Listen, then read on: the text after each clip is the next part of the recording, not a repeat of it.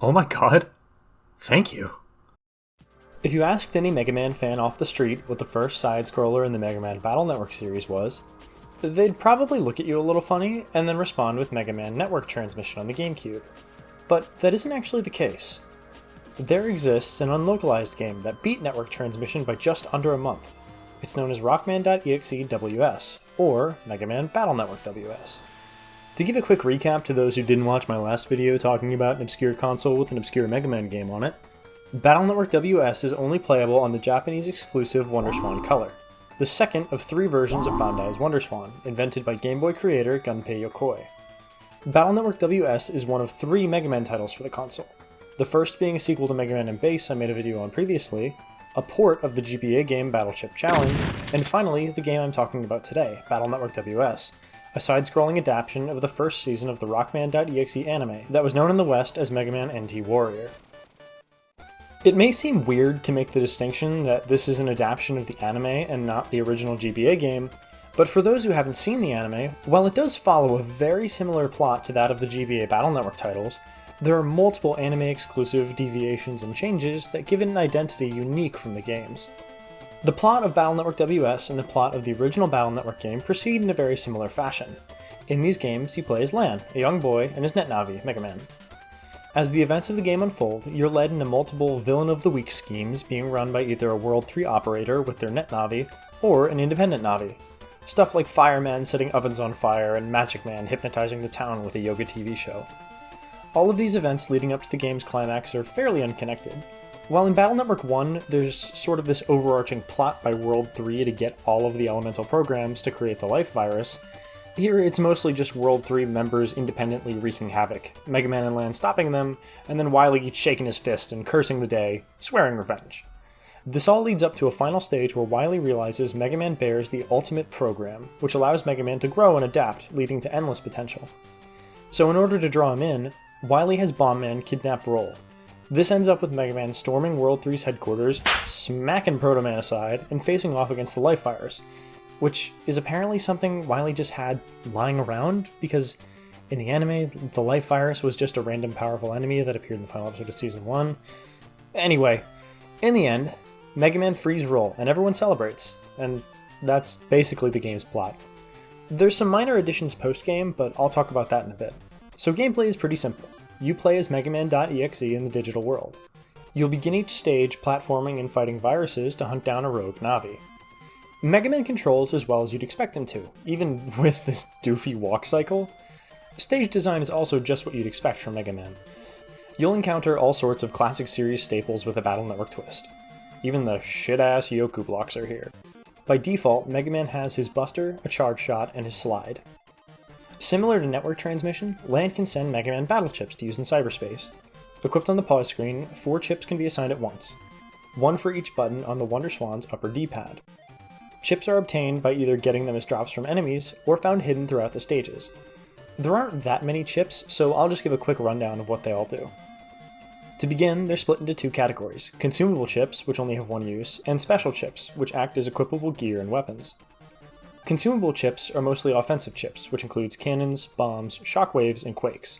In addition, you can use attack up chips to increase the damage of those offensive chips. The other consumable chips include recovery chips, which are pretty self-explanatory, and the invis chips, which grant Mega Man temporary invincibility. The chips you'll get the most use out of, though, are the special chips. These are chips you keep permanently that modify Mega Man's attacks or modify his stats. When toggled on, the Sword, Punch, and Dash chips will replace Mega Man's Buster for their own respective weapon. These chips are a lot of fun to use. They all provide strong value while platforming. Swords are a great get-off-me tool when you're dealing with weak but respawning enemies. Dash is fun not only because it can be used as an air dash, it also gives Mega Man invincibility while the attack is active, letting you evade certain tough enemies you just don't want to deal with.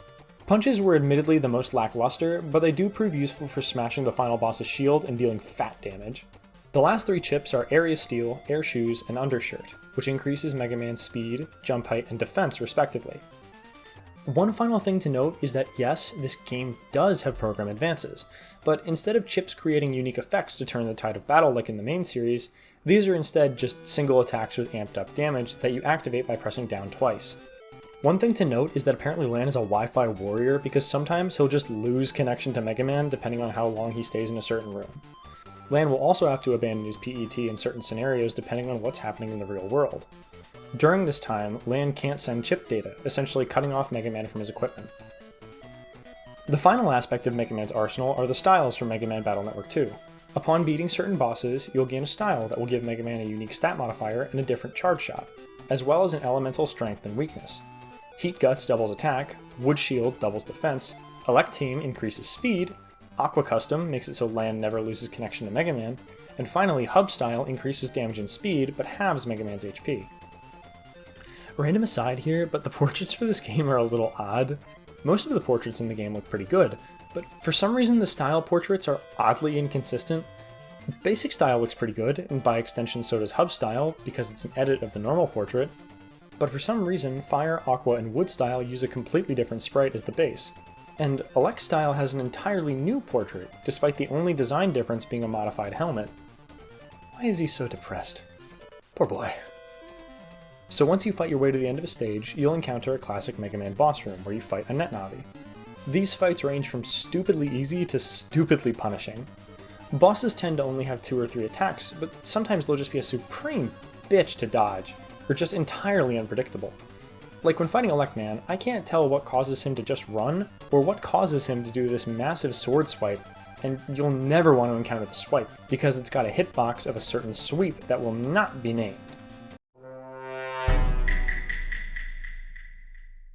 Another example is Pharaoh Man. While his pattern is fairly predictable, all you have to do is shoot the sarcophagus, dodge the arrows, hit Pharaoh Man, and run to the other side of the screen, but the timing for each of these steps is pretty strict, and his attacks deal insane damage for how difficult they are to dodge. And also, some of them are just easy. Sorry, Fireman. Regardless, once you beat the boss, there will be a short cutscene, and it will immediately send you off to the next stage. Now, this may seem fairly linear, but there are some decisions to be made by the player. While stages 1 and 6 both force the player to fight one specific boss, stages 2, 3, 4, and 5 start with Mega Man exploring the internet, where he will eventually be allowed to choose which stage he'll go to by taking a high or low path. The cool thing is that it isn't just choosing which boss you'll fight first. Every path leads to a unique stage and boss, allowing you to shake up your experience on replay since you'll encounter different battle chips and custom styles, depending on which route you take. These routes are also very important when discussing Battle Network WS's postgame. You see, there's actually a couple hidden goodies in this game. Once you beat the life virus, loading your clear game data will begin a New Game Plus, with all of your battle chips and styles retained. This New Game Plus is also the only way to unlock Hub Style, in addition to a secret extra stage. These 2 bonuses are unlocked by beating every Robot Master on a singular save game, and then beating the life virus a second time. Once complete, you'll be taken to the secret stage 7, where while exploring the Undernet, Mega Man and Lan just randomly encounter Gospel. Just hanging. Sean tells the duo that him and Gospel were waiting for the Navi who defeated World 3 to arrive so they could capture them and make them work for the Net Mafia. So of course, a boss fight ensues. After clearing out Gospel, the heroes remark at how powerful Gospel was, and the credits roll for a second time. Now, upon returning to the title screen, you'll notice the final mode, Extra Mode, a boss rush with 3 difficulty settings. You can use any style you want, but the chips at your disposal will be affected by your chosen difficulty. All chips for easy, everything minus the stat chips for normal, and only a couple recovery chips for hard. But if you manage to beat every stage of the main game and achieve 100% on each stage by collecting every unique battle chip, you'll unlock this game's true final challenge, EX Hard Mode. Here, you have no styles, no HP recovery after a fight, and only 4 recovery chips. But there is an added bonus if you manage to fight your way to the end. I will admit that I cheated not only the game, but myself, in that I abused the hell out of save states during my EX Hard Mode run. The mode is just made for masochists. The boss attacks being odd and janky without any real weapons at your disposal means it would just take a lot of practice and luck to get it legit. So I figured I'd just go ahead and brute force my way to the end. Once you defeat Gospel, you'd figure it'd be over, but as a reward for making it all the way to the end, you're sent into a fight with Base.exe. Definitely a cute little reward, but it's ultimately just not worth it to do legit. The fight's really nothing to shake a stick at. Base has 2 attacks, this angled shot and these orbs that track Mega Man. Plus, once you beat him, you're just unceremoniously given your rank and sent back to the title screen. Like, no base chip, or even an extra star next to your menu prompts. These were all here before. Mega Man Battle Network WS is another piece of interesting Mega Man history held by the WonderSwan. Much like Mega Man and Base 2 though, I can't really recommend this game outside of anyone in the Mega Man fanatic demographic, because while neat, it doesn't really have that much of an X factor to make it stand out amongst 2D Mega Man games.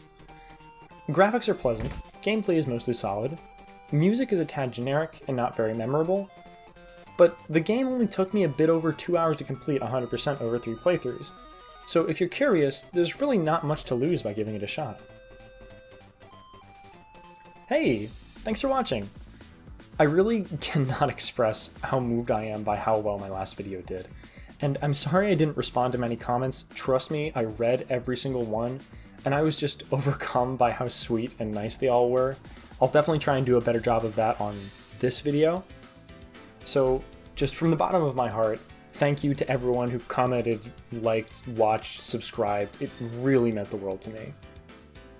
Anyway, I don't want to make this just a Mega Man channel, so I've got a couple ideas I'm cooking up that are not Mega Man related, so I hope you're looking forward to that.